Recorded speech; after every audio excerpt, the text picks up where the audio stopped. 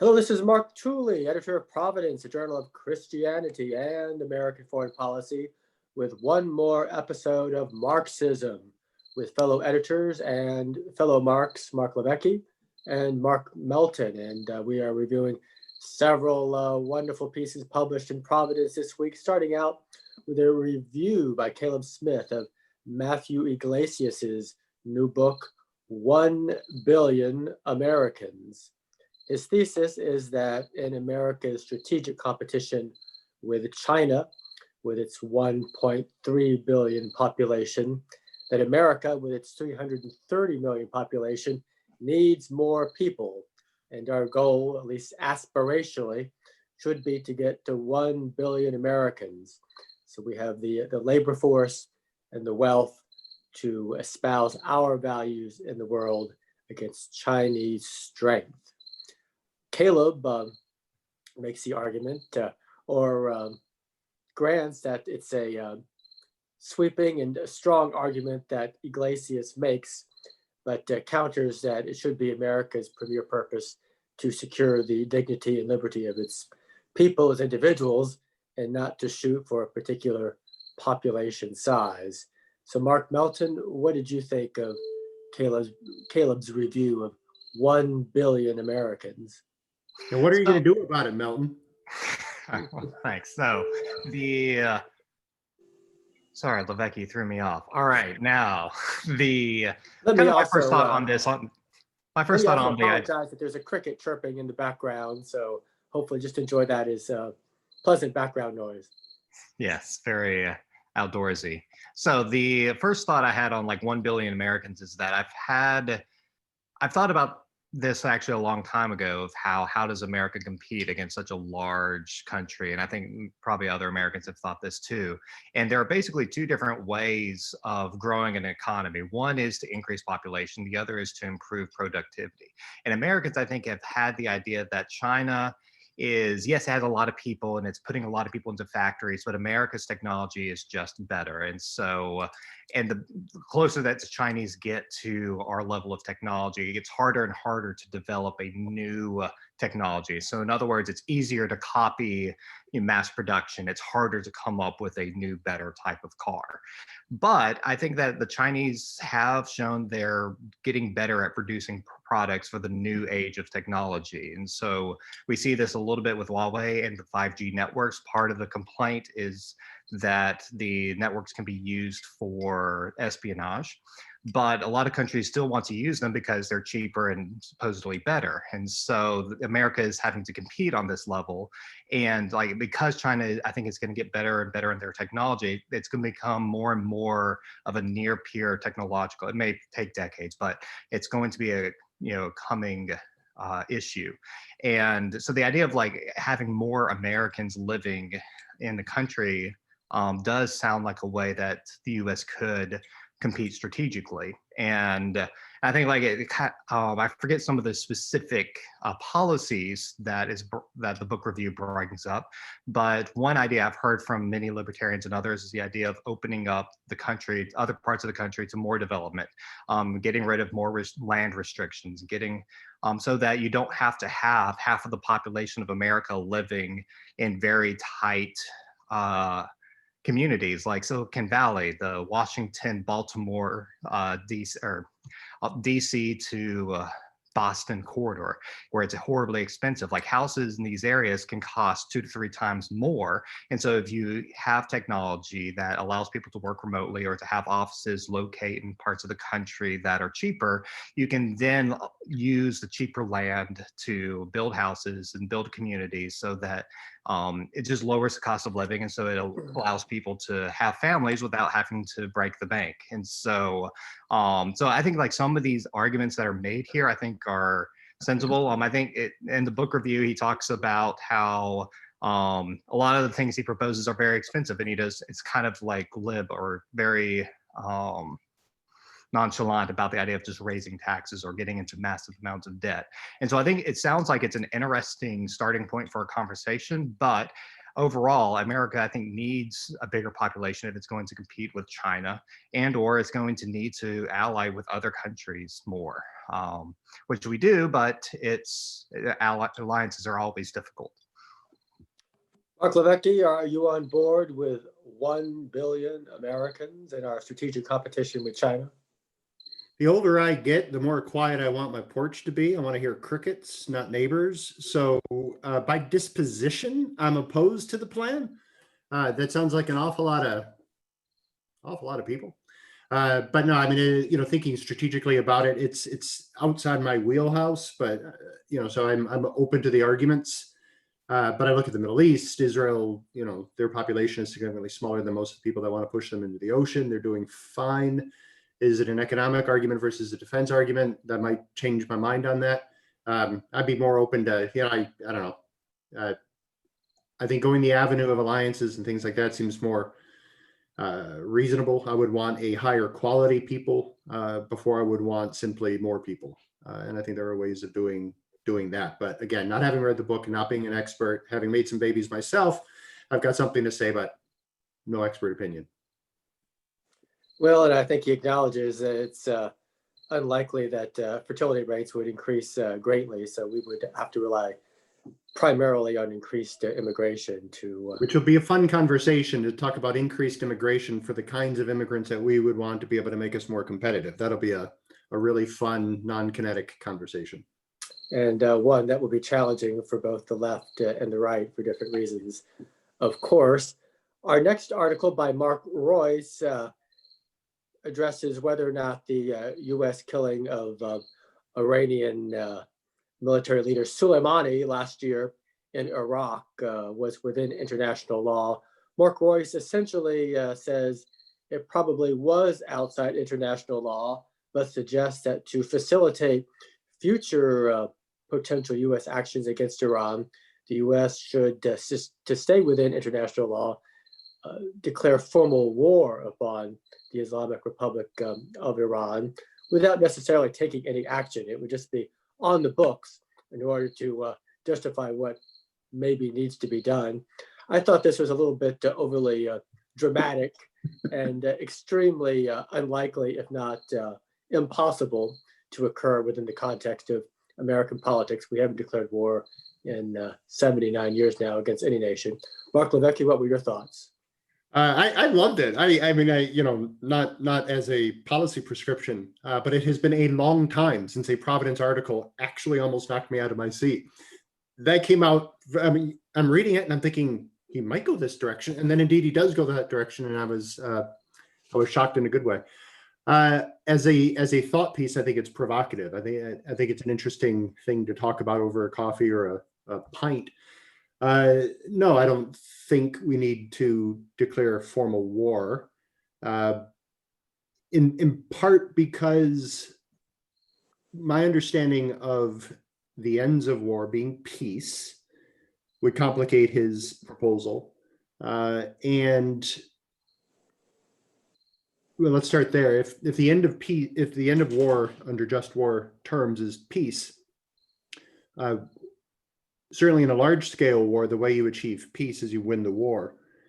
I recognize that he's saying we could declare war and not necessarily wage it. So maybe we won't have to go out and try for a decisive victory. That's perhaps outside his prescription. But even the intention of peace then would be outside his prescription. So we declare a war with no real aim of waging it. I'm not sure where that would lead us. When we wrote about the Soleimani peace when it first erupted, Robert Nicholson had what I think is a more interesting and likely proposal, which was for America to recognize that we needn't be after a decisive victory with a place like Iran, but instead we can recognize that in the Middle East, the modus operandi is this sort of tit for tat escalation of violence in periodic cycles, and that rather than fear that, or rather than deny or ignore that reality, we should simply master it. And so when, the analogy that I had used at the time was that the Iranians, by seizing vessels, by, different, modest acts of aggression. They were kind of tapping around a minefield, trying to figure out where our detonation points were. And when they finally killed a U.S. contractor, that was sort of a pressure plate, and we responded a tat for their tit. And they probably didn't expect it to the degree that it came out. But that was an example of mastering a cycle of tit for tat violence. They were actions that fall short of war. And maybe for the Middle East, that's the route to go, is to just simply recognize we needn't declare war. We don't have the intention of winning it. We probably can't win it, not in the way that we want, without a massive cost in blood and treasure. But we can play the game that they play, and we can do so better. So the second prescription of maybe having Congress authorize that kind of thing would clear things up a little bit. But I tend to, if the action is justified, I tend to be less concerned about the international law. If the act is justified, I tend to be less concerned about going through, formal avenues for congressional approval. That last bit, I think, is a character flaw of mine. I think that's the route to go. Get the approval and then engage in small scale acts that are less than war. Mark Melton, do you share your friend Mark Royce's conviction that the U.S. should declare war on Iran? I think our system of declaring war is kind of built on this kind of great powers, or this pre World War II notion of two states really going head to head and knocking each other out, whereas Cold War and today we're talking about a lot of non-state actors and proxy actors, and so it becomes more complicated. I think the having Congress pass a authorization of the use of military force would be probably the closest equivalent I think that we could actually get done. And I think there's good reason for Congress to do that. First, it forces a debate that the members of Congress have to actually defend and explain why should we be authorizing military force against Iran or against their proxies and other actors. I think if you declare war against Iran and then they start using proxy actors in Lebanon and other places, then that kind of complicates things a little bit. So a broader authorization might be a better option. And yeah, and I think that, Rebecca kind of mentioned that a little bit before. But the way our American Constitution system works, the Congress has a right to have a say in when do we use military force. And it's not just the president. Right now we just let the president kind of choose which military actions they think is most appropriate. But there's good reason to get the American people on board with something like this, because it's, we can kind of think that it can be a tick for tack, but then it can blow up pretty quickly. And if we don't have the American people behind it, then the survivability of that plan is in question. And then finally, 2 interviews this week with 2 distinguished Catholic thinkers about the Catholic Church's evolving thoughts regarding just war and nuclear weapons specifically. One talk with Father Drew Christensen, a ethicist, long expert on the Church's teaching about nuclear weapons, who has edited a new book describing and analyzing the Church's now rejection of the possession of nuclear weapons and rejection of nuclear deterrence, and also Joe Capizzi analyzing what Pope Francis was actually saying about just war teaching in his new encyclical Fratelli Tutti. Both affirm that the Catholic Church is not heading into a pacifist direction. Drew Christensen makes the point that built into Catholic political theology is an understanding that government must use lethal force to defend the innocent and in pursuit of justice. But it sounds as though the Catholic Church will less and less be using the traditional language of just war teaching. Drew Christensen prefers the language of responsibility to protect. So, Mark Levesque, you're a just war scholar. What are your thoughts? They were both great interviews. One of my initial thoughts is that both Joe and Father Drew are going out of their way to sort of defend the honor of their father. I think it's an overly positive spin to suggest that Francis is simply following along with traditional Catholic teaching.